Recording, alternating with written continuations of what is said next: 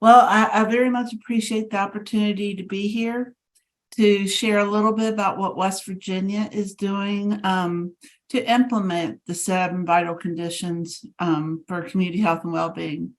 I'm with the Center for Rural Health Development. We've been around since 1994. We were actually part of state government and were privatized.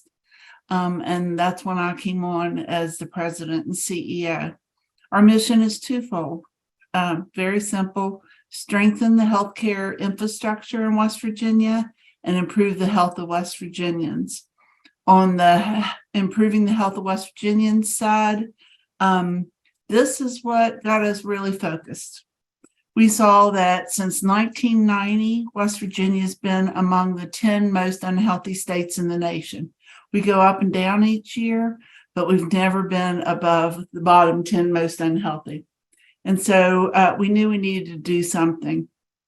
One of my board members characterized it as disruptive innovation. We knew that if we did a lot more of the same old things, that we would not make a difference in the health of West Virginians. So we had to do something different.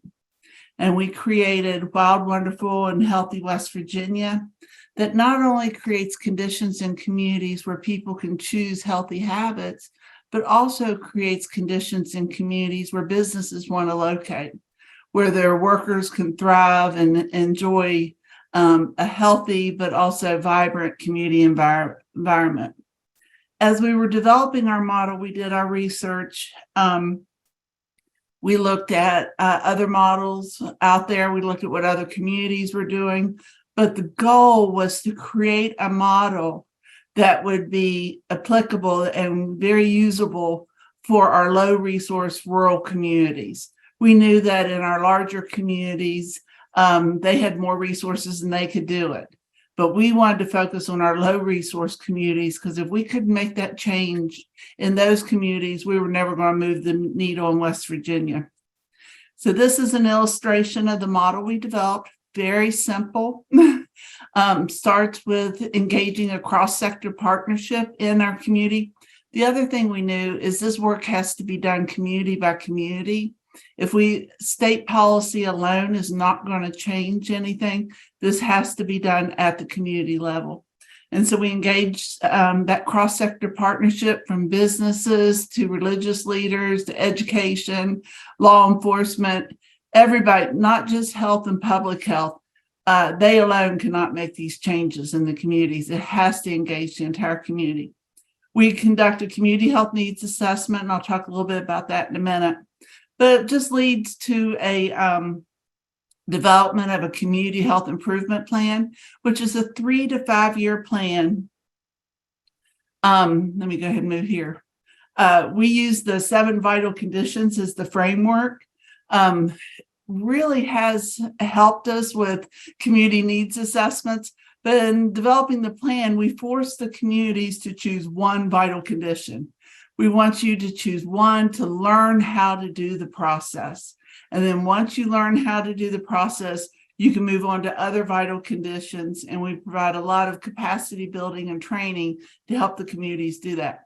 So they developed this 3 to 5 year plan, and then they operationalize it each year through a series of annual action plans.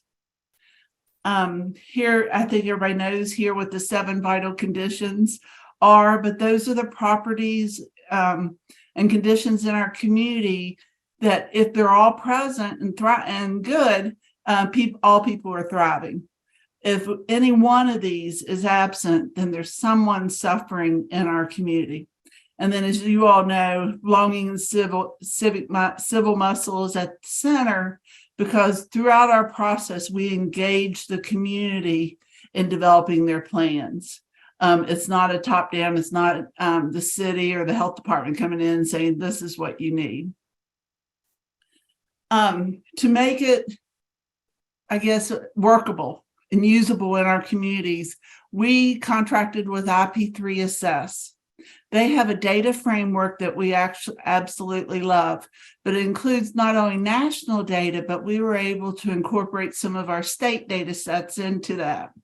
And so for at the community level, what it does is it takes a long list of data points focused on social determinant of health and organize it into 7 categories, which makes it more usable for the community. In our data, we have data specific to each county in West Virginia, but we also have it specific to some geographic areas, some communities that we're working a little more narrow range on. This is a copy of a screenshot from our website where we've incorporated that. This it shows each of the 7 vital conditions and basically just gives you a benchmark on where you are and what is lacking in your community and what you're doing pretty good. This is our largest minority community in West Virginia. It's an urban community. So you'll notice that you can do it as a national benchmark or state. If I were to click on the state, lifelong learning and thriving natural world would flip-flop because we're a very rural state with a lot of natural beauty and amenities and recreation.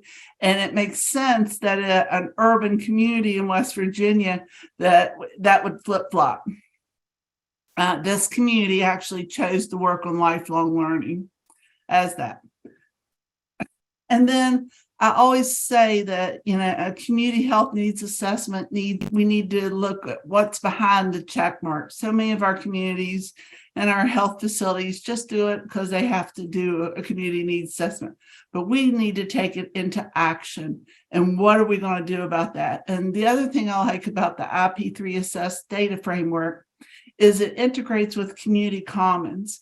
And community commons gives the community so many ideas, tools, resources to begin to address that vital condition. So it gives them ideas what's going on elsewhere.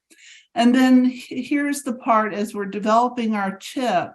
This is where we really use the community listening sessions to gain insight from community leaders and, most importantly, those residents with lived experiences, depending on what the vital condition is, because they're the experts in the community. They know what works, what doesn't work, what has worked, what hasn't worked for them as they're suffering from that.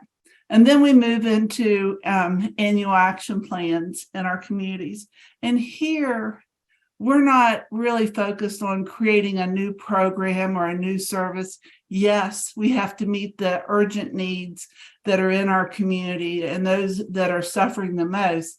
However, if that is all we ever do, 10 years from now, we'll still be in the bottom 10. So we focus on policy, system, environmental changes, those sustainable improvements that we can make in our community. Our communities, and here are some of the here's the communities we work with. We started just before the pandemic, so we had a few other communities that were part of this. But when you're working with low resource communities, when something like COVID or frankly, the opioid epidemic occurs in your state, those communities got to focus on those needs. And so now they're starting, some communities that we originally started with are starting to come back and say, now we want to focus on the long-term needs.